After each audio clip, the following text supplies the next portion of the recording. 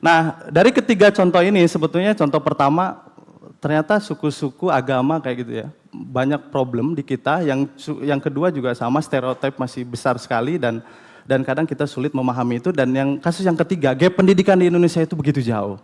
Nah, ini yang sedang kita selesaikan. Bagaimana caranya gitu? Nah, kita memulai kegiatan ini dengan pendekatannya melibatkan publik sebanyak-banyaknya. Cung di sini yang tahu jumlah sekolah di Indonesia? Jumlahnya ada sekitar 260.000 sekolah. Saya ngurusin satu sekolah aja udah pusing, apalagi 260.000 sekolah.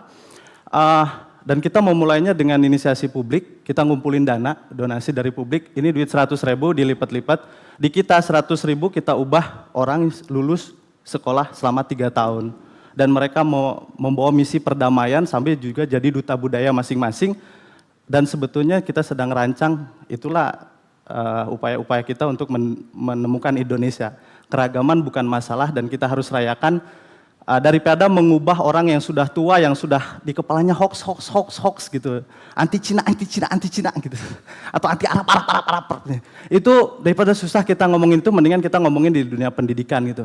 Mereka lebih fresh dan bisa lebih kita siapkan untuk 10, 20 tahun, 25 tahun yang akan datang, 100 tahun Indonesia hadir, harusnya isu-isu SARA udah nggak ada lagi gitu. Dan kita harus mulai dari sekarang.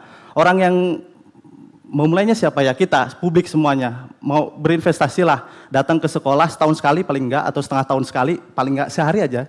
Kalau nggak sanggup, hubungin aja kepala sekolahnya. Yang jago leadership, pimpinan-pimpinan perusahaan, komunikasi aja sama kepala sekolahnya. Yang jago-jago humas, sosmed segala macam, ngomong sama humasnya. Yang jago metode pembelajaran, ataupun anak muda, mahasiswa yang bokek-bokek, datang aja ke sekolahnya, cerita-cerita sama siswanya.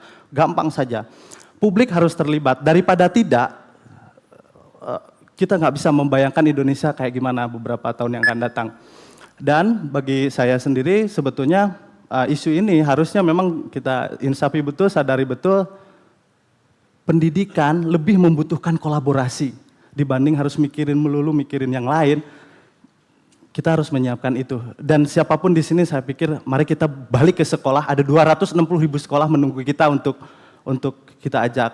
Kalau Anda merasakan manisnya pendidikan, tularkan itu ke yang lain dan mari kita melakukan. Kalau nggak mampu ngeluarin waktu untuk datang ke sekolah atau nelpon kepala sekolahnya, gampang, berdonasilah di tempat yang tepat. Karena banyak sekali donasi juga yang kadang-kadang nggak seisu dengan pendidikan, sementara di dunia pendidikan, terus terang, yang paling berat dalam dunia pendidikan, apalagi di tengah akselerasi global ini, sebetulnya adalah pembiayaan salah satunya dan pendampingan dari kalangan expert yang sudah merasakan manisnya pendidikan.